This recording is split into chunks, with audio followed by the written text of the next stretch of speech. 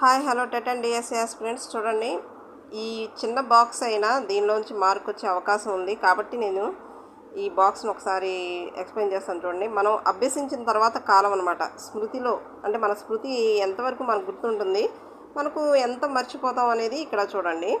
ఎబ్బింగ్ house చెప్పింది అనమాట. 20 నిమిషాల తర్వాత 53% మన స్మృతిలో ఉంటుంది.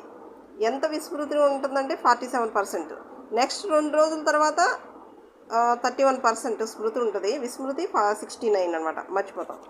నెక్స్ట్ 15 డేస్ తర్వాత 25% స్మృతి శాతం ఉంటుంది.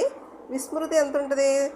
విస్మృతి 75% ఉంటుంది. నెక్స్ట్ 31 డేస్ తర్వాత మనకి స్మృతిలో 22% ఉంటుంది. విస్మృతి 78% ఉంటుంది అనమాట. చూసారా ఫ్రెండ్స్, చిన్నదైన బాక్స్ చాలా ఇంపార్టెంట్. లైక్ చేయండి, షేర్ చేయండి, సబ్స్క్రైబ్ చేయండి. ముందు గుర్తుంచుకోండి, సబ్స్క్రైబ్ చేయండి ఫ్రెండ్స్. Thank you.